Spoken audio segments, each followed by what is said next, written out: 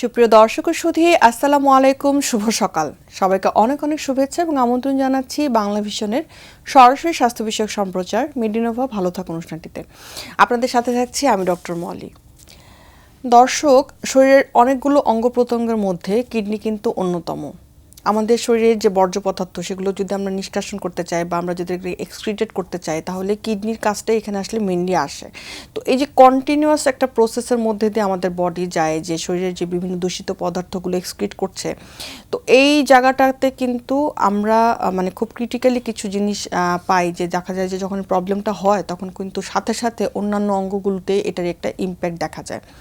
But এই যে লম্বা সময় ধরে যে কাজ করে যাচ্ছে কিডনি, তাকে আমরা আসলে কতটুকু যত্নে রাখি, বা তার যে রোগ যাতে না হয় বা সে যাতে ঠিকমতো তার কাজটা করতে পারে বা এই দূষিত পদার্থগুলো বের করতে পারে, তাকে ভালো রাখার জন্য আমরা প্রিভেন্টিভ মেজার হিসেবে কী করি বা আমরা ডেইলি লাইফে আসলে তাকে কতটুকু আসলে কেয়ার করছি, সেটা খুবই গুরুত্বপূর্ণ। আদারওয়াইজ দেখা যায় যে এটার যে প্রবলেমগুলো হয় সেটা কিন্তু আসলে আর রিভার্স করে না, আগের অবস্থায় ফেরত আসে না।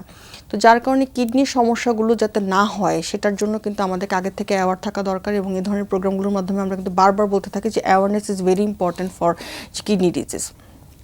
আজকে আমরা কিডনির খুব গুরুত্বপূর্ণ একটি বিষয় নিয়ে কথা বলছি, সেটা হচ্ছে দীর্ঘমেয়াদী কিডনি রোগ এবং তার লক্ষণ, প্রতিকার ও প্রতিরোধ, যাকে আমরা বলি ক্রনিক কিডনি ডিজিজ বা সিকেডি, যেটার একটা এন্ড স্টেজে গিয়ে আমাদের ডায়ালিসিসের প্রয়োজন হয়ে যায়, এবং সেটা যাতে না হয়, সেটা যাতে করতে না হয়, তার আগ পর্যন্ত আমরা কতটুকু ভালো রাখতে পারি কিডনিটাকে, সেই বিষয় নিয়ে আজকে আমরা কথা বলবো। এবং এই বিষয়টি নিয়ে কথা বলবার জন্য আমাদের সাথে আজকে শ্রুতি উপস্থিত আছে অত্যন্ত সুনামধন্য, যিনি কারেন্ট সময়ে কিডনির এই বিষয়গুলো নিয়ে অনেক কাজ করছেন। আমাদের সাথে আছেন ডক্টর ASM তানিম আনোয়ার, সহকারী অধ্যাপক, কিডনি রোগ বিভাগ, Sher-e-Bangla medical college hospital, Barishal.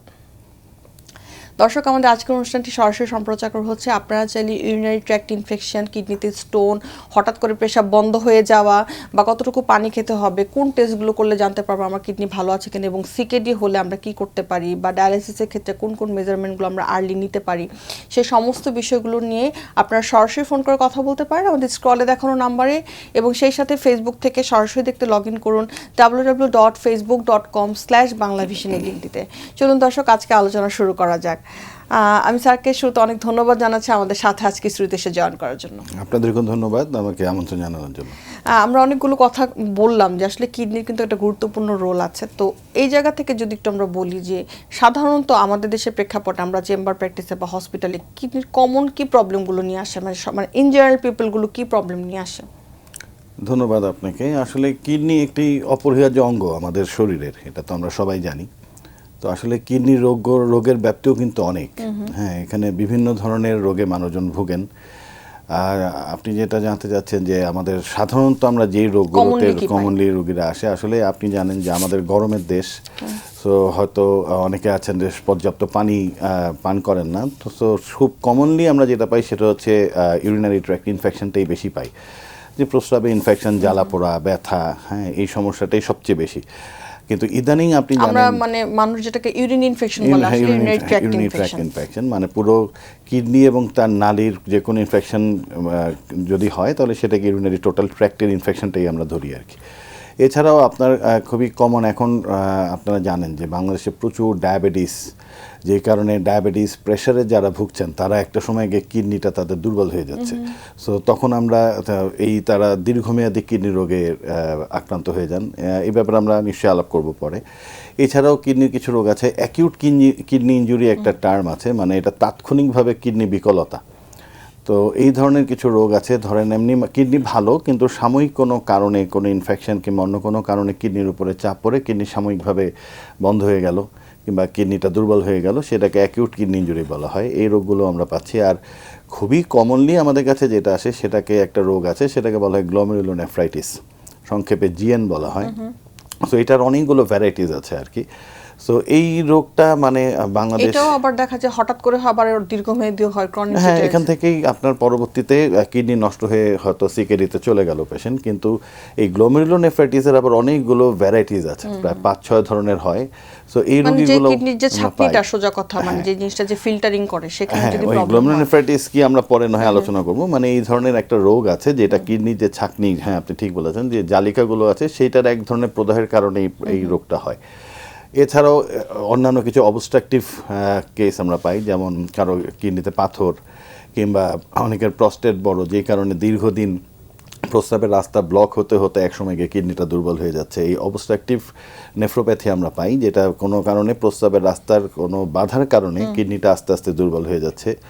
এছাড়াও আরও অনেক কিছু আছে, যেমন কারো কিডনিতে যক্ষা রোগ, কিডনিতে টিউমার, কিংবা আরও কিছু বংশগত রোগ আছে, যেগুলোও কিন্তু আমরা প্রায়ই পাচ্ছি, এমন না যে পাচ্ছি না। তবে সাধারণ অবস্থায় কিডনির মূল রোগ আসলে আমরা ধরে নিই চারটাই। একটা হলো প্রস্রাব ইনফেকশন, একটা হলো অ্যাকিউট কিডনি ইনজুরি যেটা বললাম, তাৎক্ষণিকভাবে কিডনি বিকলতা, একটা হলো দীর্ঘমেয়াদী কিডনি রোগ, আর একটা হলো গ্লোমেরুলোনেফ্রাইটিস। এই চারটা প্রধান রোগ। এছাড়া আনুষঙ্গিক আরো অনেক ধরনের অসুখ কিংবা রোগ আছে। আচ্ছা, আমরা যেহেতু আজকে আলোচনার বিষয়টিতে রেখেছি কি যে দীর্ঘমেয়াদী কিডনি বিকল বা ক্রনিক কিডনি ডিজিজ, আমরা এটাতে একটু আসবো। তার আগে যেহেতু কমন প্র্যাকটিসে আমরা সবচেয়ে বেশি পেয়ে থাকি যে ইউরিনারি ট্র্যাক্ট ইনফেকশন, এটা আসলে মানে কমন দুই ভাগে যদি আমরা বলি, কারণ একটা খুব কমনলি ওই যে বয়স্কদের শোনা যায় বারবার ওনারা বলছে যে বারবার হচ্ছে এই কিডনির মানে ট্র্যাক্ট ইনফেকশনটা, সেটাকে আসলে আমরা কিভাবে ডায়াগনোসিস করে থাকি এবং কিভাবে আমরা ট্রিটমেন্ট করি যাতে করে বারবার না হয়। আরেকটা হচ্ছে যাদের হচ্ছে বারবার হচ্ছে না, হঠাৎ করে হচ্ছে, তাদেরকে আসলে আমরা কিভাবে ডায়াগনোসিস করি? আচ্ছা, আমি প্রথমে আসি। ধরেন কারো প্রস্রাবে অনেক জ্বালা পোড়া হচ্ছে, কিংবা প্রস্রাবে একটু করার সময় হচ্ছে, হ্যাঁ করার সময় হচ্ছে, ব্যথা হচ্ছে, একটু হলুদ হলুদ হচ্ছে প্রস্রাবের রংটা, কিংবা আপনার একটু কষা কষা হচ্ছে, হ্যাঁ, তো কারো জ্বর আসতেছে সাথে। তো সাধারণত এই ধরনের যখন হয় আমরা ধরে নিই এটা ইউরিনারি ট্র্যাক্ট ইনফেকশন, সাধারণ প্রস্রাবের ইনফেকশন। এটা হয়তো তার পানি খাওয়া কম হচ্ছে, কিংবা সে অনেক বেশি ডিহাইড্রেটেড ছিল, অনেকগুলো কারণে হতে পারে। অনেক সময় পরিষ্কার পরিচ্ছন্নতারও একটা ব্যাপার আছে, অনেক কারণেই হতে পারে। তো এই ধরনের যদি কোনো ইউরিনারি ট্র্যাক্ট ইনফেকশন হয়, আমরা সাধারণত সাধারণ যেই অ্যান্টিবায়োটিকগুলো আছে তার কালচার সেন্সিটিভিটি আমরা করে দেখি যে কোন ধরনের জীবাণু দিয়ে সে আক্রান্ত হচ্ছে, সেই অনুযায়ী আমরা অ্যান্টিবায়োটিক দিলে সাধারণত রোগীরা সম্পূর্ণ ভালো হয়ে যান। আরেকটা হলো যেটা হচ্ছে যে যারা একটু বয়স্ক মানুষ, শুধু না অনেকেরই হতে পারে, যে বিশেষ করে যাদের ডায়াবেটিস থাকে তাদের দেখা যায় যে বারবার প্রস্রাবে ইনফেকশন হচ্ছে। ধরেন ইনফেকশন হলো, অ্যান্টিবায়োটিক খাচ্ছে, কিছুদিন পর আবার একই সমস্যা হচ্ছে, বারবার হচ্ছে। তখন আমরা এটাকে রিকারেন্ট ইউটিআই বলি, যে তার মানে হচ্ছে বারবার একই ইনফেকশন বারবার হচ্ছে। সো এখন এইখানে যখন হয় এই ধরনের কোনো ঘটনা থাকলে তখন আমাদের কিছু প্রোটোকল আছে। আমরা সাধারণত যেটা করি কি, আমরা লং টার্ম অ্যান্টিবায়োটিক দিই। হয়তো খুব লো ডোজে 1-2 মাস টানা একটা অ্যান্টিবায়োটিক দিয়ে রাখি, যেন সে খুব দ্রুত ইনফেক্টেড না হয়। আবার এটাও আবার একটা অ্যান্টিবায়োটিক না, এটা 2 মাস 3 মাস পর পর আমরা আবার এটা চেঞ্জ করে দিই, অল্টারনেট আরেকটা অ্যান্টিবায়োটিক দিই। সেই সাথে এখন আরও বেশ কিছু ওষুধ আছে, যেমন আগে আমরা বলতাম যে ক্র্যানবেরি জুস খুব কাজ করে। আগে একসময় বলতো এটার কোনো রিসার্চে কোনো কিছু পাওয়া যায় না, আসলে কাজ করে কিনা, কিন্তু ইদানিং কিন্তু রিসেন্ট যতগুলো রিসার্চে আসছে সব বলা হচ্ছে যে না, এটা কাজ করে। এবং এই ক্র্যানবেরি জুসের এই ইনগ্রেডিয়েন্টস এখন কিন্তু ওষুধ আকারেও চলে আসছে। তো এই ধরনের কিছু ওষুধ আমরা তখন দিয়ে রাখি যেন তার বারবার ইনফেকশনটা না হয়। আবার আরেকটা ব্যাপার আমি বলতে চাই এখানে, যে অনেক সময় আমরা দেখি যে ইউরিনের আমরা রিপোর্ট করলাম, দেখা গেল যে তার বারবার প্রস্রাবের সাথে পাসেল যাচ্ছে, প্লেন্টি অফ পাসেল। তার মানেই কিন্তু এই না যে তার ইনফেকশন হয়েছে, তার মানে তার মৃত জীবাণু ওখান থেকে পাস করছে, প্রস্রাবের সাথে যাচ্ছে। কিন্তু যখন তার সিমটমস ডেভেলপ করবে তখনই আমরা কিন্তু অ্যান্টিবায়োটিক দিই। এখন আমি প্রস্রাবে প্লেন্টি অফ পাসেল, কোনো সিমটমস নাই, রোগীর জ্বর নাই, জ্বালাপোড়া নাই, ব্যথা নেই, তার মানে এই না যে আমি তাকে অ্যান্টিবায়োটিক দিব। তখন আমরা অবজার্ভ করি, যে ফলো আপ করি, যে দেখি যে আসলে কি তার এইটা কি বারবারই হচ্ছে কিনা। তবে সাধারণত ডায়াবেটিস রোগীদেরই এই জিনিসগুলো বেশি পাওয়া যায়। তবে রিকারেন্ট ইউটিআইতে যারা ভুগছেন তারা যদি লং টার্ম অ্যান্টিবায়োটিক খান, এটা কিন্তু ভালো এফেক্ট করে। রোগী সচরাচর তখন দেখা যায় যে আর ইনফেকশনটা হচ্ছে না। যখন একটা সময় গিয়ে তার ইনফেকশনটা পুরোপুরি ঠিক হয়ে যায়, তখন আমরা অ্যান্টিবায়োটিক আস্তে আস্তে উইথড্র করি আর কি। অনেক ধন্যবাদ স্যার। কিন্তু অনেক সময় দেখা যায় কি যে আমরা জিজ্ঞাসা না করেই একবার যখন একটা অ্যান্টিবায়োটিক খাচ্ছে, পরবর্তীতে আবার ইউরিনারি ট্র্যাক্ট ইনফেকশন হচ্ছে, আমরা একই অ্যান্টিবায়োটিক খেয়ে যাচ্ছি। এটা কি যুক্তিসম্মত? এটা তো কখনোই যুক্তিসম্মত না। আমরা এটাতে আসছি, আমাদের সাথে একজন দর্শক আছেন, আমরা ফোনটি নিয়ে আমরা আসছি। হ্যালো, আসসালামু আলাইকুম দর্শক, আপনার নাম বলে প্রশ্নটি করুন। ওয়ালাইকুম সালাম, আমি আরিফ চট্টগ্রাম থেকে বলতেছি, আর আমি শারীরিকভাবে প্রতিবন্ধী। আমার প্রশ্নটা হলো, আমি পেশাব করলে পেশাবটা জমি থাকে, মানে ওইটা 130 পর্যন্ত জমা থাকে আমার। তো এমত অবস্থায় আমি দেখতেছি L4 খাচ্ছি, এটা খাইলে কোনো সমস্যা করে না। এটা এখন আমি 13 বছর ধরে খাচ্ছি। তো এখন যদি এটা খাই যায়, আমার কিডনি কোনো সমস্যা করবে কিনা? স্যারের কোনো প্রশ্ন আছে কিনা? মানে আপনি কি ওষুধটা খাচ্ছেন আমি বুঝতে পারি না। ওষুধটার নামটা কি? মানে এটা জেনেরিকটা কি?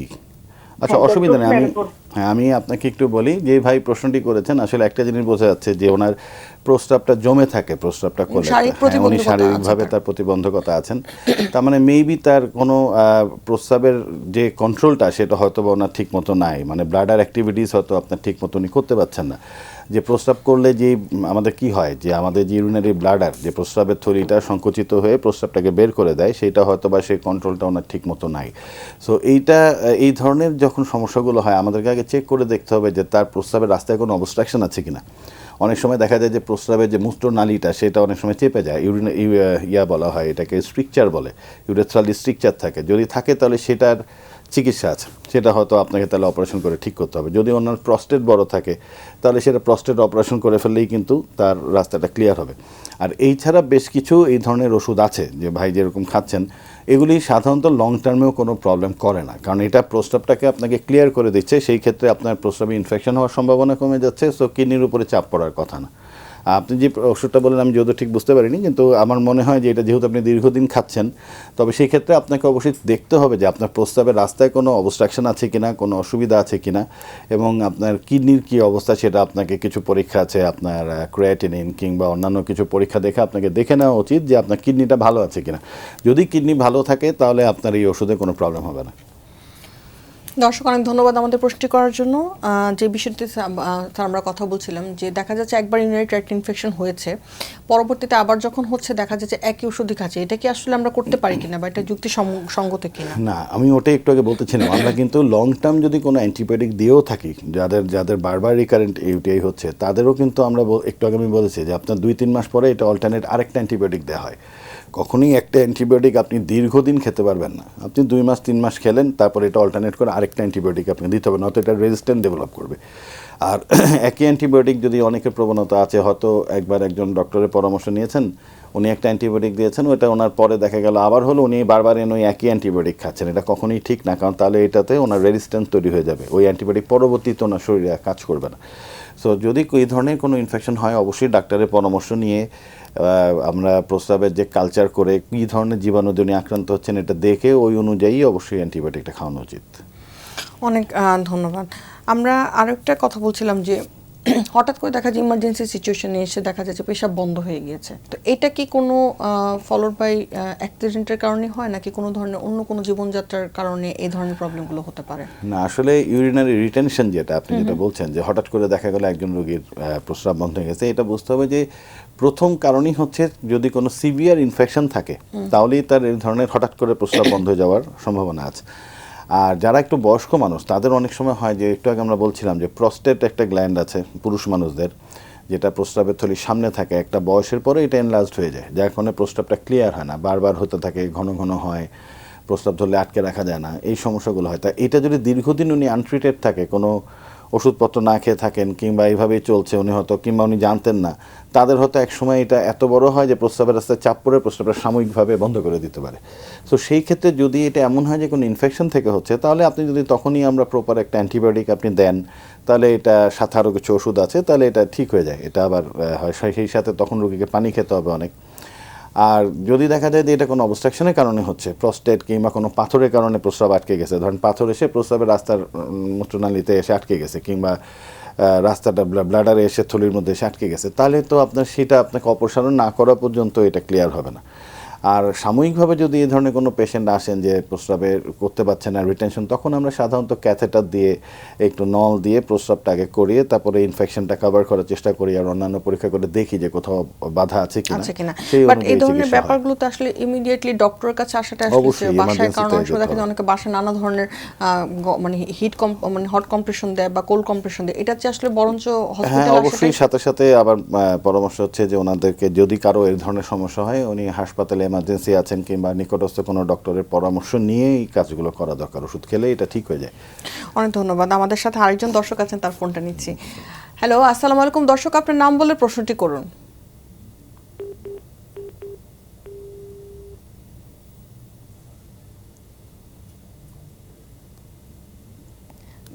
হ্যালো, জি দর্শক শুনতে পাচ্ছেন আমাদের? জি জি, আমার প্রশ্নটা হলো, আমার বয়স 44, হ্যাঁ, কিন্তু আমার প্রস্রাবটা ক্লিয়ার হচ্ছে না, প্রস্রাবটা ধাপে ধাপে হয়, মানে মনে হচ্ছে যে প্রস্রাব করার পরেও মনে হচ্ছে যে প্রস্রাবটা আবার ক্লিয়ার হচ্ছে না, এই ব্যাপারে পরামর্শ চাই। স্যার কোনো প্রশ্ন করতে চান? হ্যাঁ, মানে আপনার এমনিতে কি রাতের বেলা বারবার উঠতে হয় প্রস্রাব করতে? না না, রাত্রে ওইরকম বারবার উঠা লাগে না, যদি ঘুম ভালো হয় তাহলে তো একবারে। আচ্ছা, নাহলে এমনি আপনার কি ডায়াবেটিস আছে? না, ডায়াবেটিস নাই। আচ্ছা আচ্ছা, এমনি প্রস্রাবে কোনো জ্বালা পোড়া তো নাই? জ্বালা পোড়া, ব্যথা? প্রস্রাবে জ্বালা পোড়া হয় না। কিছুদিন আগে হঠাৎ করে আমি তো আবার জব করি, তো ব্যাংক জব, জি। তো হঠাৎ করে আবার আমার মাঝখানে কয়েক মাস আগে একটু প্রস্রাবে খুব জ্বালা পোড়া হয়েছিল। আচ্ছা আচ্ছা আচ্ছা, তারপর এই সমস্যাটা কি তার পর থেকে শুরু হয়েছে নাকি আগেও ছিল? না, আগে এরকম ছিল না, এটা সাম্প্রতিক কয়েক মাস যাবত মানে প্রস্তাবটা ক্লিয়ার হচ্ছে না। আমার মনে হচ্ছে যে প্রস্তাব করার পরে মনে হচ্ছে যে প্রস্তাবটা ক্লিয়ার হচ্ছে না। আচ্ছা আচ্ছা, ঠিক আছে, ধন্যবাদ। আসলে আমি যে ভাই প্রশ্নটি করলেন তার উদ্দেশ্যে আমি আসলে বলতে চাচ্ছি যে আপনাকে আগে একটু একজন নিকটস্থ একজন কিডনি বিশেষজ্ঞ ডক্টরের সাথে একটু যোগাযোগ করে আপনাকে কিছু পরীক্ষা করে আগে দেখা দরকার যে আপনার প্রস্রাবে কোনো ইনফেকশন এখন আছে কিনা, যেহেতু কিছুদিন আগে আপনার ওনার জ্বালা পোড়া ছিল। যদি এমন হয়ে থাকে আপনার ইনফেকশন ভিতরে এখনও আছে, সেই কারণেও এটা হতে পারে, প্রস্রাবটা ক্লিয়ার হচ্ছে না, বারবার যেতে হচ্ছে, কিন্তু হওয়ার পরে মনে হচ্ছে কিছু রয়ে যাচ্ছে, আরেকটু করলে ভালো হতো। আবার এমনও হতে পারে আপনার বয়স যেহেতু 44, তার মানে হচ্ছে সাধারণত 40 বছরের পর থেকে প্রস্টেট গ্ল্যান্ডটা এনলার্জড হওয়া শুরু করে, এটাকে বিনাইন প্রোস্টাটিক এনলার্জমেন্ট যেটা বলা হয়। তো সেইটার হলেও কিন্তু এই ধরনের প্রবলেমগুলো হতে পারে, প্রস্রাবটা ক্লিয়ার হবে না, অনেক সময় রাতে বারবার প্রস্রাবে যেতে হচ্ছে, ধরলে আটকে রাখা যাচ্ছে না, অনেক সময় দুই নালিতে প্রস্রাব হচ্ছে। সো এটা আপনি একটু টেস্ট করে দেখা দরকার, একটা আল্ট্রাসাউন্ড করে, যে আপনার এই ধরনের কোনো প্রস্টেটের প্রবলেম আছে কিনা। যদি হয়ে থাকে তাহলে এটা কিন্তু খুব ভালো চিকিৎসা আছে, ওষুধ খেলেই আপনার এটা ঠিক হয়ে যাবে। তো সাধারণত আমরা ট্যামসিলোসিন জাতীয় ওষুধগুলো এটা এই ক্ষেত্রে ইউজ করি, আরও অনেক ধরনের ওষুধ আছে। তো আমার পরামর্শ হচ্ছে আপনি যত দ্রুত সম্ভব একজন কিডনি রোগ বিশেষজ্ঞ কারোর সঙ্গে দেখা করে আপনি একটু টেস্ট করে আগে শিওর হয়ে নেন যে আপনার প্রস্রাবে কোনো ইনফেকশন আছে কিনা, কিংবা প্রস্টেট গ্ল্যান্ডের কোনো প্রবলেম আছে কিনা। থাকলে ওনারা ওষুধ দিলে ইনশাল্লাহ এটা ঠিক হয়ে যাবে। দর্শক অনেক ধন্যবাদ আমাদের প্রশ্নটি করার জন্য। আরেকটি বিষয় নিয়ে আমরা কথা বলতে চাচ্ছিলাম, সেটা হচ্ছে যে দেখা যাচ্ছে কিডনিতে স্টোনের যে বিষয়টা, দেখা যায় যে ছোট স্টোন থাকলে আমরা অনেক সময় বলি যে কোনো অসুবিধা নেই, বা একটু বড় স্টোন হলে অপারেট করতে বলি, কিন্তু বরাবর দেখা যায় রোগীরা মানে অপারেশনের কথা বললে অন্য একজন ডক্টরের কাছে যেতে চান, বা ওই অপারেশনের বিষয়টিতে যেতে চান না। বাট এটা আসলে আমরা কিভাবে মেজার করি যে এই প্রত্যেকটা রোগীকে একজন রোগীর থেকে আরেকজন আলাদা হয় না? আসলে রেনাল স্টোন এটা আবার সম্পূর্ণ একটি ভিন্ন একটি টপিক। তারপর আমি সংক্ষেপে বলি, আসলে কিডনিতে পাথর কিংবা কিডনির টোটাল ইউরিনারি ট্র্যাক্টের পাথর খুবই কমন, এবং বাংলাদেশের বিশেষ করে ইদানিং আমরা দেখতে পাচ্ছি যারা মিডল ইস্ট কান্ট্রিগুলোতে আছে, আমাদের যে ভাইয়েরা ওখানে কাজ করছেন, দীর্ঘদিন আছেন, যারাই 8-10 বছরে বেশি থাকেন, তারা দেখা যায় যে আসার সময় হয় কিডনিতে পাথর, নয় কিডনিতে ইনফেকশন, নয় কিডনি নষ্ট করে নিয়ে আসেন। এর মূল কারণ হচ্ছে ওনারা সবাই বলেন যে আমরা অনেক পানি খাই, আসলেও পানি খাই, কিন্তু দেখা যায় ওদের পানিতে মিনারেলস বেশি, যেটা আমাদের কিডনিতে ডিপোজিশন হয়ে খুব দ্রুত পাথর হয়ে যায়। তো এখন এই পাথরের ব্যাপারটা আগে একটু বুঝতে হবে, আমি দর্শকদের উদ্দেশ্যেই আসলে বলছি আর কি, যে পাথরের যে কোন পাথর, ধরেন কিডনিতে পাথর হলেই যে খুব সমস্যা তা না, তবে হ্যাঁ এটা ঠিক যে কোনো পাথর কিংবা শরীরে কোনো রকমের এই মানে ফরেন বডি রাখতে হয় না। এখন কিডনিতে একটি পাথর থাকলে হয়তো সাময়িকভাবে সমস্যা হচ্ছে না, কিন্তু একটা সময় এটা বড় হতে হতে কিডনিটা দুর্বল করে ফেলতে পারে। সো পাথর থাকলে অবশ্যই এটা অপারেশন করে ফেলাই ভালো। এখন কখন আপনি অপারেশন লাগবে, কখন অপারেশন লাগবে না, সেটা হচ্ছে বিষয়। তার আগে আপনাকে আসলে একটু বুঝতে হবে যে কিডনির পাথর অপারেশন লাগবে না ওষুধের মাধ্যমে বের হবে, এটার কয়েকটা বিষয় আপনাকে মাথায় জানতে হবে। আসলে একটা হলো কিডনি পাথরটার সাইজ কোথায়, সাইজ কত, এটা আগে দেখতে হবে যে এটা কি পরিমিটার, সাইজটা কীরকম, এটা কি বড় না ছোট।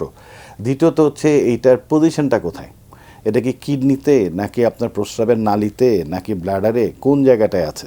3 নাম্বার হচ্ছে এটা শেপটা কেমন, এটা কি গোলাকার নাকি মানে 3 কোণা নাকি 4 কোণা নাকি খাঁচকাটা। সো আসলে পাথর তো বিভিন্ন ধরনের হয়। সো এখন এই 3টা বিষয়ের উপরে মানে দেখে আমাদেরকে সিদ্ধান্ত নিতে হয় যে আমরা কি ওষুধপত্র দিয়ে চেষ্টা করব পাথরটা বের করার, নাকি এটা অপারেশনে যেতে হবে রোগীকে।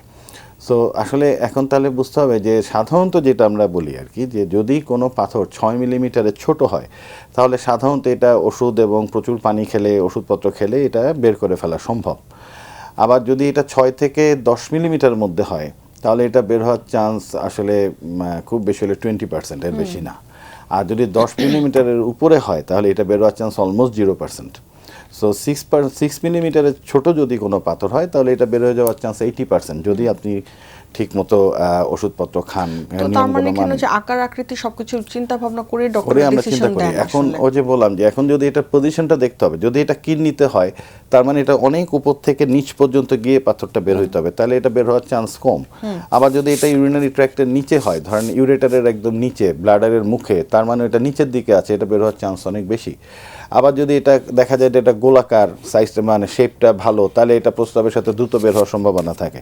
আবার যদি এটা খাঁচকাটা হয়, চকুনা হয়, কিংবা মানে এমনভাবে একটা শেপ হয় যেটা বের হওয়ার চান্স খুবই কম থাকে, তাহলে সেই ক্ষেত্রে ওষুধ দিয়ে আসলে লাভ নাই। তারপরেও আরও অনেক কয়েকটা ইস্যুজ আছে, যেমন আমরা দেখি যে যে পাথরটা আছে সেটা কি প্রস্রাবের রাস্তায় কোনো ব্লক তৈরি করছে কিনা, এটাকে হাইড্রোনেফ্রোসিস বলে, যে রাস্তায় পানিটা প্রস্রাবটা হয়তো প্রস্রাবের রাস্তায় আটকে গেছে, আটকে যাওয়ার কারণে কিডনিতে প্রস্রাবটা জমে কিডনি আস্তে আস্তে ফুলে যাচ্ছে। যদি এই ধরনের কোনো অবস্ট্রাকশন থাকে তাহলে সাইজ যাই হোক এটা অপারেশন করে ফেলাই ভালো। আর যদি দেখা যায় না কোনো অবস্ট্রাকশন এখনো তৈরি করে নাই, পাথরটা ছোট কিংবা এটা শেপটা ভালো, পজিশনটা ভালো, আমরা তখন সাধারণত 1.5 মাসের এটা ওষুধ দিই, এটাকে মেডিকেল এক্সপালশন থেরাপি বলা হয়। 6 উইক্সের জন্য আমরা সাধারণত ওষুধ দিই। এমনি বইয়ে পত্রে বলা আছে যদি 6 উইক্সের মধ্যে এই পাথর না বের হয় তাহলে বুঝতে হবে এটার বের হবে না, তাহলে এটা অবশ্যই অপারেশন করতে হবে। অনেক ধন্যবাদ। আরেকটা খুব কমন প্রশ্ন রোগীদের থাকে, সেটা হচ্ছে যে আমি আমার কিডনির কোনো সমস্যা নেই, আমার আদার্স কোনো প্রবলেম নেই, কিন্তু আমার কিডনিটাকে সুস্থ রাখতে আমি প্রতিদিন আমার আসলে বয়স ভেদে কি কোনো মানে ডিফারেন্স আছে কিনা, যে কতটুকু পানি খেতে হবে বা কতটুকু পানি ডেইলি? এটা খুবই গুরুত্বপূর্ণ প্রশ্ন, কারণ হচ্ছে আসলে সবাই জিজ্ঞেস করতে চায় আসলে আমার কিডনি ভালো রাখার জন্য আমি কি করতে পারি। তো দেখেন আসলে কিডনি কাজই করে পানি নিয়ে, তো আসলে পানি তো খেতেই হবে, তাকে পর্যাপ্ত পানি খেতে হবে। আমাদের দেশের কনটেক্সটে আপনার সাধারণত মহিলাদের 2 থেকে 2.5 লিটার পানি খেলেই হয়, এটা এনাফ। আর তবে যেদিন অনেক গরম বেশি পড়বে সেদিন আরেকটু বেশি খেতে হবে। আর পুরুষ মানুষদের জন্য 2.5 থেকে 3 লিটার পানি এনাফ। তো প্রথম কাজ হচ্ছে তাকে অবশ্যই পর্যাপ্ত পানি খেতে হবে। দ্বিতীয়ত হলো ভাতের সাথে কিংবা খাবার সাথে যে এক্সট্রা লবণ, সল্ট, এগুলো একটু পরিহার করতে হবে। 3 নাম্বার হচ্ছে যাদের ডায়াবেটিস কিংবা প্রেশার আছে সেগুলো অবশ্যই কন্ট্রোলে আনতে হবে। হ্যাঁ, যারা ডায়াবেটিক রোগী, প্রেশারের রোগী, তাদেরই কিন্তু একসময় কিডনিটা দুর্বল হয়ে দীর্ঘমেয়াদী কিডনি রোগে ওনারা চলে যান। সো ডায়াবেটিস আর প্রেশার যারা বয়স্ক মানুষ তাদেরকে অবশ্যই কন্ট্রোল করতে হবে। এছাড়াও হচ্ছে যে ওনাদেরকে অবশ্যই কিছু ফিজিক্যাল এক্সারসাইজ করতে হবে, যেমন সাইক্লিং, হাঁটাহাঁটি করা, অনেকে সুইমিং করেন, মানে বডির ফিজিক্যাল এক্সারসাইজটা ঠিক করতে হবে। আরেকটি বিষয় হচ্ছে যে অনেকে আছে যে কিছু হলে ব্যথার ওষুধ খান, এই ব্যথার ওষুধগুলো খাওয়া যাবে না। হ্যাঁ, ডাক্তারদের পরামর্শ ছাড়া হুটহাট করে আন্দাজে কোনো ব্যথার ওষুধগুলো খাওয়া ঠিক হবে না। আরেক লাস্ট হচ্ছে যে অনেকে আছে স্মোকিং করে, স্মোকিং বন্ধ করতে হবে যদি তাদের কিডনি ভালো রাখতে চান, স্মোকিংটা পরিহার করতে হবে। শেষ হচ্ছে একটি স্ক্রিনিং প্রোগ্রাম থাকে, সাধারণত উন্নত দেশগুলোতে আছে, বছরে একবার চেক করে দেখা হয় যে একটা রুটিন চেক আপের মতো, যে তার কিডনির কোনো প্রবলেম আছে কিনা কিংবা শরীরে অন্য কোনো প্রবলেম আছে কিনা। সেটা আমাদের দেশে তো ওরকম স্ক্রিনিং হয় না, দেখা যায় রোগীরা একদমই অসুস্থ হওয়ার পরেই ডাক্তারের শরণাপন্ন হন। সো উচিত হবে যে প্রতি বছর অন্তত কিছু কিছু রুটিন চেক আপ করে দেখা যায় তার কিডনিটা ভালো আছে কিনা। 2-1টা টেস্ট করলেই কিন্তু বোঝা যায় যে কিডনির কী অসুবিধা। বিশেষ করে যাদের ডায়াবেটিস আছে, প্রেশার আছে, কিংবা যাদের এর আগে ফ্যামিলি হিস্ট্রি আছে, তাদের অবশ্যই প্রতি বছর একবার স্ক্রিনিং টেস্ট করে দেখা উচিত যে তার কিডনিটার কোনো অসুবিধা হচ্ছে কিনা। সো প্রায় এই ধরনের এই 7-8টি নিয়ম যদি রোগীরা একটু ফলো করেন তাহলে তার কিডনিটা কিন্তু ভালো থাকবে। আমরা পরবর্তীতে কিডনির কোন খাবারগুলো অ্যাভয়েড করা উচিত কোন রোগীদের সেটাও জানবো, বাট আমাদের আজকে যে মেইন বিষয়টি ছিল যে দীর্ঘমেয়াদী কিডনি রোগ, এটা আসলে আমরা কখন বলছি যে দীর্ঘমেয়াদী, মানে লম্বা সময় ধরে কিডনির প্রবলেম হচ্ছে একটা মানুষের, কখন হচ্ছে এবং কাদের হচ্ছে এটা বেশি? আচ্ছা, আমি এখানে এটা বলার আগে আসলে দুটো জিনিস বলতে যাচ্ছি। আমরা প্রথমে একবার আলোচনা করছিলাম যে আসলে কিডনির বিকলতা 2 ধরনের হয়। একটি হলো তাৎক্ষণিক বিকলতা, একটা হলো দীর্ঘমেয়াদী বিকলতা। তাৎক্ষণিক বিকলতাকে যেটা মেডিকেল টার্মে অ্যাকিউট কিডনি ইনজুরি বলা হয়, সংক্ষেপে AKI বলা হয়। আমি আমাদের দর্শকদের বোঝানোর জন্য বলছি আর কি। ধরেন একজন মানুষ ভালো আছেন, তার কিডনিও ভালো আছে, তার হঠাৎ করে ডায়রিয়া হলো, কিংবা আপনার প্রচুর পানি বের হয়ে গেল শরীর থেকে, কারো রক্তপাত হলো, মহিলাদের যেমন সময় ডেলিভারির সময় রক্তপাত হতে পারে, কিংবা ধরেন একজন হঠাৎ করে অনেক ব্যথার ওষুধ খেয়ে ফেললো, কিংবা ধরেন শরীরে কোনো ইনফেকশন হলো, তার নিউমোনিয়া হয়ে গেল। তো এই ধরনের যে কোনো একটা, কিংবা কারো হঠাৎ করে হার্ট অ্যাটাক হলো, হ্যাঁ, একটা অ্যাকিউট MI হলো, তো এই ধরনের কোনো একটা সাময়িক তাৎক্ষণিক কোনো একটা কারণে যদি কিডনির উপরে চাপ পড়ে কিডনিটা দুর্বল হয়ে যায় সাময়িকভাবে, কিংবা আপনার কিডনির উপর একটা চাপ পড়ে কিডনি সাময়িকভাবে বন্ধ হয়ে যায়, তখন সেটাকে তাৎক্ষণিক কিডনি বিকলতা বলা হয়, সংক্ষেপে AKI। সো যদি আপনি সময় মতোই চিকিৎসাটা করতে পারেন, যেমন যখন যার ডায়রিয়া হলো তার যদি ফ্লুইড ব্যালেন্সটা ঠিক হয়, ডায়রিয়াটা বন্ধ হয়ে যায়, তখন আবার এই কিডনি আস্তে আস্তে আগের মতো কাজ করা শুরু করে। তো তার মানে এই অ্যাকিউট কিডনি ইনজুরিটাকে পুরোপুরি ভালো করে ফেলা সম্ভব।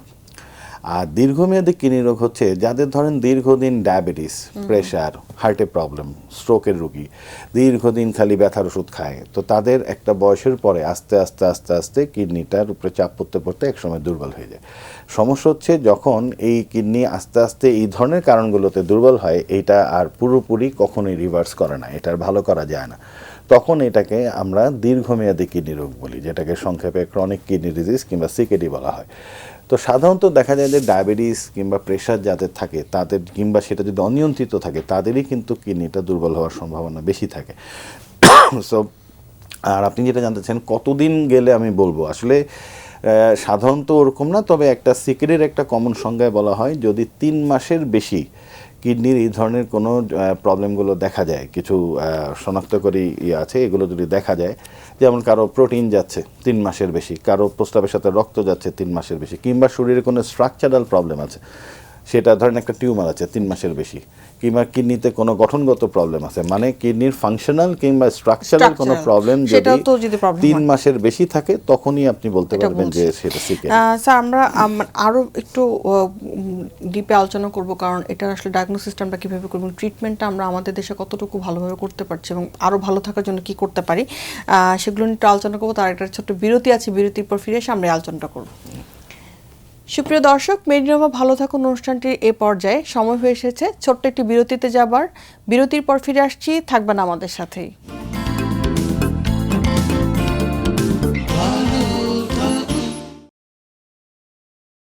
সুপ্রিয় দর্শক, বিরতি শেষে আবারও ফিরলাম মেডিনোভা ভালো থাকুন অনুষ্ঠানটিতে। আমাদের সাথে থাকার জন্য ধন্যবাদ। আজকে আমরা কিডনি নানা ধরনের ওষুধ নিয়ে কথা বলছিলাম, খুবই গুরুত্বপূর্ণ একটি বিষয় এখন কথা বলছিলাম, সিকেডি বা ক্রনিক কিডনি ডিজিজ বা দীর্ঘমেয়াদী কিডনি বিকলতা। স্যার, যে বিষয়টা আমরা বলছিলাম কি যে কিডনির যখন 3 মাসের বেশি প্রবলেমগুলো থাকে, তখনই আমরা বলছি যে দীর্ঘমেয়াদী প্রবলেম, এবং এটা কিন্তু একটা খুবই জটিল সিচুয়েশন। বাট স্টেজিং যদি আমরা করি, যেটাকে কি আমরা একদম খারাপ অবস্থা থেকে যাওয়ার আগে কি সাবধান হতে পারি কিনা ওই সময়টাতেও? না, আসলে একটা ব্যাপার কি যে ক্রনিক কিডনি ডিজিজ এটাকে 5টা স্টেজে ভাগ করা হয়েছে। সেই স্টেজিংটা কিন্তু করা হয়েছে ইজিএফআর থেকে। ইজিএফআর হচ্ছে এস্টিমেটেড গ্লোমেরুলো ফিল্ট্রেশন রেট, মানে হচ্ছে কিডনি প্রতি মিনিটে রক্ত থেকে কি পরিমাণ ময়লা পরিষ্কার করছে, সেটাই হচ্ছে ইজিএফআর। এখন এইটার রেটিং এর উপরে, এইটার উপরে ডিপেন্ড করে 5টা স্টেজে এই ক্রনিক কিডনি ডিজিজটাকে ভাগ করা হয়েছে।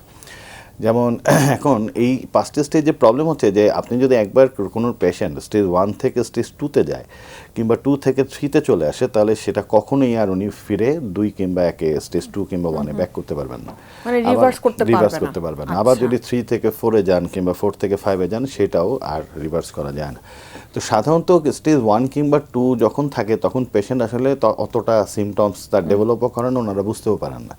আমাদের কাছে পেশেন্ট আসলে আসা শুরুই করে স্টেজ 3-তে যাওয়ার পরে। এখন আমাদের তখন টার্গেট থাকে যে যতদিন পর্যন্ত এই পেশেন্টকে স্টেজ 3-তে আটকে রাখা যায়, যেন পরবর্তী স্টেজে উনি আরও দেরিতে যান, কিংবা আরও যতদিন ওনাকে একটা স্টেজে আটকে রাখা যায়। কিন্তু পরবর্তীতে যখন তার আরও বয়স হবে, যদি উনি নিয়ন্ত্রণ না করেন, ওষুধপত্র ঠিক মতো না খান, তাহলে উনি পরে স্টেজ 4-এ চলে যাবেন। যখন স্টেজ 4-এ যাবেন, তখন আমরা আবার টার্গেট করি যতদিন ওনাকে ওই স্টেজে আটকে রাখা যায়। তো স্টেজ 5 হচ্ছে একদম এন্ড স্টেজ আর কি, যেটাকে এন্ড স্টেজ রেনাল ডিজিজ বলে। যখন স্টেজ 5-এ চলে যাওয়ার পরেও দেখা যায় কোনো মেডিসিনে আর কাজ করছে না, কিডনি আর কোনো কিছুতেই রক্ত পরিষ্কার করতে পারছে না, তখন আমাদের রোগীদেরকে শেষে গিয়ে ডায়ালিসিসে চলে যেতে হয়। তো এখন এই স্টেজিংগুলো নিয়ে রোগীদের অনেক একটা কনফিউশন থাকে। অনেকে মনে করেন যে সিরাম ক্রিয়েটিনিন একটি পরীক্ষা আছে, যে অনেকে মনে করেন এটা কিডনির পয়েন্ট, যদিও এটা কিডনির পয়েন্ট না, এটা জাস্ট এ মার্কার। এটা দিয়ে আমরা দেখি যে আসলে রোগের প্রোগ্রেশনটা কেমন। সো আমাদের টার্গেট থাকে রোগের এই প্রোগ্রেশনটাকে হল্ট করা। কিডনি যখন একজন পেশেন্ট দীর্ঘমেয়াদী কিডনি রোগে চলে যাচ্ছেন, সিকেডিতে চলে যাচ্ছেন, সেটা কখনোই আর পুরোপুরি ভালো করা সম্ভব না। যেমন একটা আম, এটা পেকে গেলে কি আর হলুদ করা যায়? সো কিডনিও একই রকম। যদি এটা একবার দুর্বল হতে থাকে, এটা কখনোই আর পুরোপুরি আগের অবস্থায় ফেরত আনা সম্ভব না। সিরাম ক্রিয়েটিনিন সেটা হয়তো কিছু বাড়বে কমবে, কিন্তু এটা কখনোই আর নর্মাল হবে না। সো আর আমরা চাই ওনাদেরকে এই যে উনি যেন খুব দ্রুত স্টেজ 5-এ চলে না যান। এখন ওনাকে যতদিন পর্যন্ত ধরে রাখা যায়, এখন সেটা কতদিন ধরে রাখা যাবে সেটার তো কোনো নির্দিষ্ট ইয়ে নাই, সময়ের সীমা নাই, কিন্তু এটা ডিপেন্ড করে রুগী ওষুধ ঠিক মতো খাচ্ছেন কিনা, যাদের ডায়াবেটিস প্রেশার আছে সেগুলো উনি ঠিকমতো নিয়ন্ত্রণ করছেন কিনা, রেগুলার ডাক্তারদের পরামর্শে আছেন কিনা, আপনাকে ওনাদের খাবারের কিছু নিয়মকানুন আছে সেগুলো উনি ফলো করছেন কিনা, অনেক কিছুর উপরে ডিপেন্ড করে। যদি কোনো পেশেন্ট এই নিয়মগুলো মেনে চলেন, তার সব ডায়াবেটিস প্রেশার কন্ট্রোল আছে, ওষুধ ঠিকমতো খাচ্ছেন, খাবার কন্ট্রোল করছেন, রেগুলার ডক্টরদের পরামর্শ অনুযায়ী চলছেন, তাহলে তাদেরকে দীর্ঘদিন ভালো রাখা সম্ভব।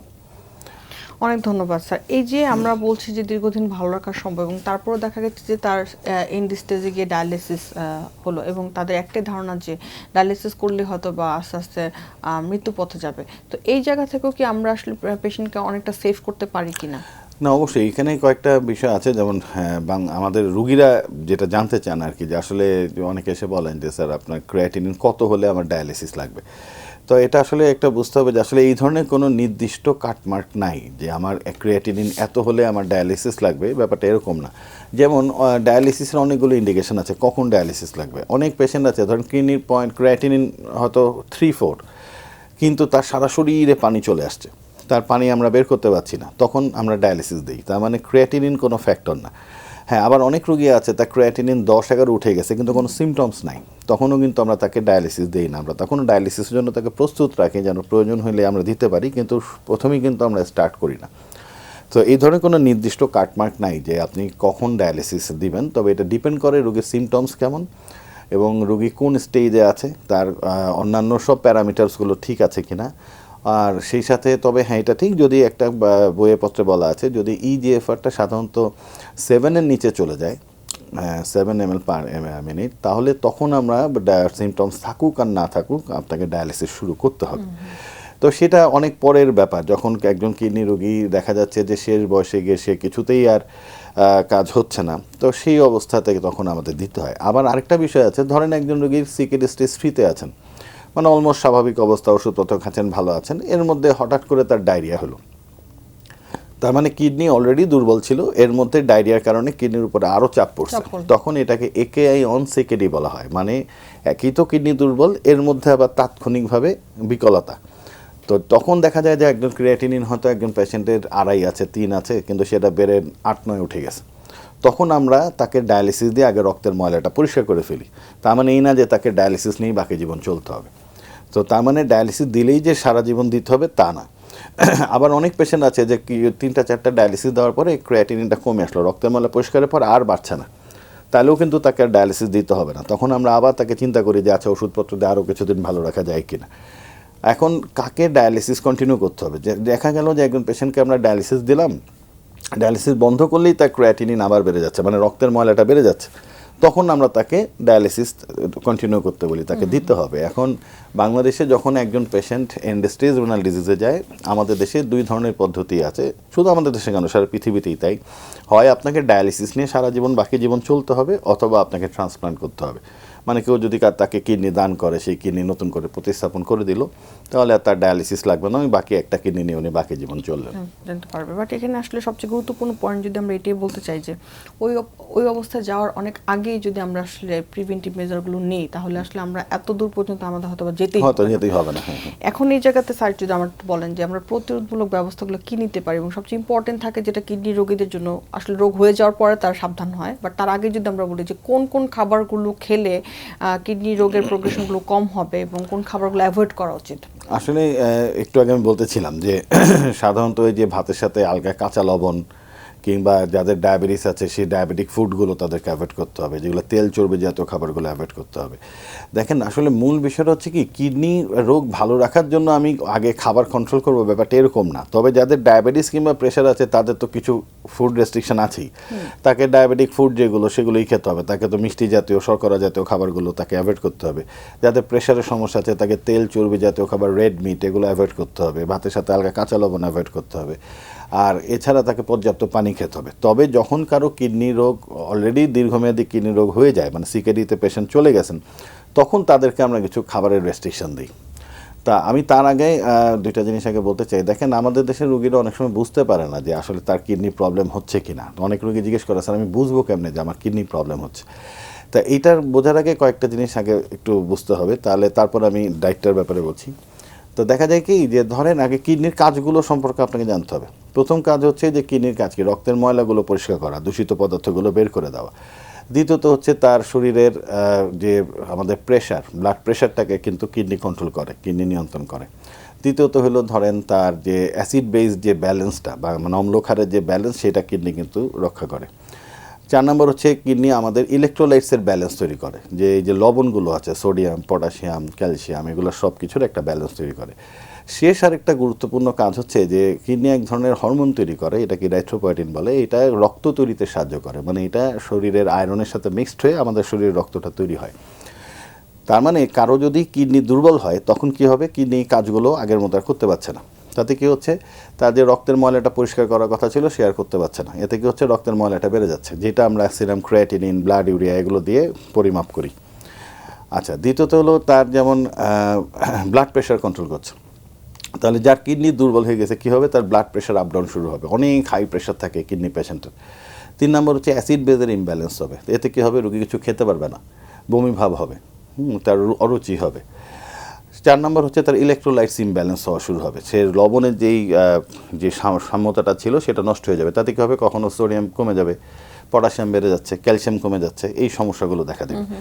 শেষ হচ্ছে যে যেমন রক্ত তৈরিতে সাহায্য করে আমি বলতেছিলাম, যখন কিডনি দুর্বল হয়ে যাবে সে ওই ইরাইথ্রোপয়েটিন হরমোনটা তৈরি করতে পারছে না। এতে হচ্ছে কি, শরীরে আর রক্ত তৈরি হচ্ছে না, শরীর রোগী দুর্বল হয়ে যাচ্ছে।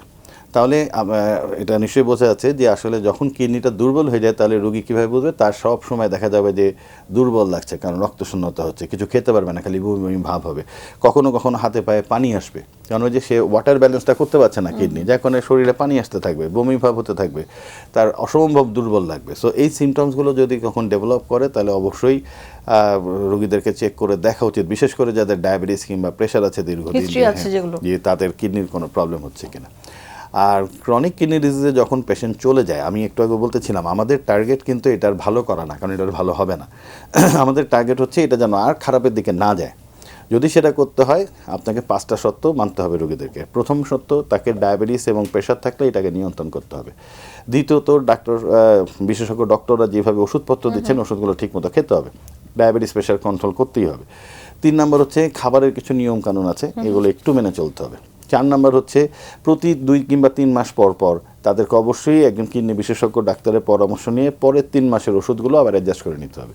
আর শেষ সত্য হচ্ছে আমাদের দেশের পেশেন্টরা সাধারণত যেটা করেন যে হয়তো একটু সমস্যা হলেই আশপাশের ফার্মেসি থেকে গিয়ে কিছু ওষুধ কিনে খান। হ্যাঁ, এই ধরনের কোনো ওষুধ, যেই ওষুধই আপনি খান সেটা ডাক্তারের পরামর্শ না নিয়ে কোনো ওষুধ সেবন করা ঠিক হবে না। এখন আমি ডায়েটের ব্যাপারে বলি যে এটা সাধারণত যে কিডনি রোগীদেরকে আমরা কিছু কিছু খাবারের রেস্ট্রিকশন দেই, যদিও এটা নিয়ে কন্ট্রোভার্সি আছে এবং এখন অনেক জায়গায় অনেকে বলে যে সবই খেতে পারবেন, কিন্তু তারপরেও কিছু কিছু খাবারে আসলে রেস্ট্রিকশন রাখাই আমি ব্যক্তিগতভাবে মনে করি ভালো। যেমন প্রথম যেটা আমরা করি, যাদের কিডনি একটু দুর্বল আমরা তাদেরকে পানিটা, ফ্লুইডটা রেস্ট্রিক্ট করি। এখন কারো যদি দেখা যায় যে হাতে পায়ে পানি নাই, তাহলে সাধারণত আমরা তাকে বলি 1.5 থেকে 2 লিটারের বেশি আর পানি খাওয়ার দরকার নেই, 2 লিটার পর্যন্ত খেতে পারবেন। কারণ পানি খেলে সমস্যা কি, অনেকের যেমন একটা ধারণা আছে পানি তো ভালো, পানি খেলে কিডনি ভালো থাকে। অবশ্যই সেটা ভালো যার কিডনি আছে তার জন্য, কিন্তু যার কিডনি দুর্বল হয়ে গেছে তাকে যদি আপনি পানির বেশি খান তাহলে কিডনির উপরে চাপ পড়বে, কিডনি সেই লোডটা নিতে পারছে না, সে তো এক্সক্রিট করতে পারছে না, পানিটা বের করতে পারছে না, তাতে হবে কি শরীরে পানি চলে আসবে, যেই কারণে আপনাকে পানিটা কম খেতে হবে। আর যাদের হাত পায়ে পানি আছে তাদের 1 থেকে 1.5 লিটারের বেশি 24 ঘন্টায় পানি খাওয়া ঠিক হবে না। এছাড়া যেই জিনিসগুলো, যেমন আপনার রেড মিটগুলো অ্যাভয়েড করতে হবে, গরু, খাসি, তেল জাতীয় খাবার যেমন ইলিশ মাছ, চিংড়ি মাছ, শুটকি মাছ, পাঙ্গাস মাছ, এগুলো তো অনেক তেল, এগুলো একটু কম খাওয়া। আমি একদম নিষেধ বলবো না, কিন্তু কম খেতে হবে। তারপরে আপনি যেসব সবজিতে বিচি আছে, সেই বিচি জাতীয় সবজিগুলো একটু বিচি ফেলে সিদ্ধ করে পানি ফেলে আমরা খেতে বলি। তারপরে ডাল জাতীয় খাবারগুলো, বিশেষ করে ঘন ডালটা একদমই খাওয়া ঠিক না, উপরে যে পাতলা পানিটা আছে সেটা আমরা খেতে বলি। কিডনি রোগীকে সাধারণত আমরা বলি যে ফল আর ফলের রসটা কম খেতে হবে। তা এইটার আবার একটু কারণ আছে, আমি পরে ব্যাখ্যা করছি। আসলে ফল আর ফলের রসটা যতখানি কম মানে খাওয়া যায় ততই ভালো। খুব পছন্দ হলে একটু আপেল কিংবা নাশপাতি কিংবা পেয়ারার বিচি ফেলে খাওয়া যায়। 3টা ফল আমরা বলি একদমই খাওয়া ঠিক না, একটা হলো কামরাঙ্গা, একটা বিলম্ব আর অ্যালোভেরা। এই 3টা জিনিস আমরা একদমই নিষেধ, খেতেই পারবে না কিডনি পেশেন্ট। এছাড়া সব ফলই খেতে পারবে কিন্তু কম। আসলে মূল বিষয়টা হচ্ছে যেই আপনার খাবারগুলোতে পটাশিয়াম বেশি সেই খাবারগুলো অ্যাভয়েড একটু করতে avoid হবে। করতে হবে। আর যেই খাবারগুলোতে আয়রন বেশি সেগুলো বেশি বেশি বেশি করে খেতে খেতে হবে। স্যার আমরা যেহেতু আজকের অনুষ্ঠানটির একদম শেষ পর্যায়ে আছি স্যার, আপনাকে অনেক অনেক ধন্যবাদ, অনেক গুরুত্বপূর্ণ ইনফরমেশন দিয়ে আমাদেরকে হেল্প করেছেন। যারা দর্শকরা দেখেছে আশা করি অনেক কিছু ইনফরমেশন তারা পেয়েছে এবং জানতে পেরে উপকৃত হয়েছে। তাকে অনেক ধন্যবাদ আমাদের সাথে আজকে স্টুডিওতে এসে জয়েন করার জন্য। আপনাদেরকে অনেক ধন্যবাদ এবং মেডিনোভা এবং বাংলা ভিশনের কর্তৃপক্ষকে অনেক ধন্যবাদ আমাকে আমন্ত্রণ জানানোর জন্য। অসংখ্য ধন্যবাদ আমার দর্শকদেরকে। সবাই ভালো থাকবেন, সুস্থ থাকবেন, কিডনিকে ভালো রাখবেন, পর্যাপ্ত পানি খাবেন। সুপ্রিয় দর্শক, মেডিনোভা ভালো থাকুন অনুষ্ঠানটিতে আজকে আমরা কথা বলেছিলাম কিডনির নানা ধরনের অসুখ বিসুখ নিয়ে এবং অনেকগুলো ইনফরমেশন কিন্তু আপনারা পেয়েছেন। আশা করি দর্শক যারা দেখতে পেয়েছেন তারা অনেক কিছু জানতে পেরে উপকৃত হয়েছেন। যারা দেখতে পারেনি তার লিঙ্কে জয়েন করে আবার দেখে নেবেন। ঠিক দেখা হবে আগামী শুক্রবার ঠিক একই সময়। ততদিন পর্যন্ত অপেক্ষায় থাকুন, সুস্থ থাকুন এবং অবশ্যই ভালো থাকুন।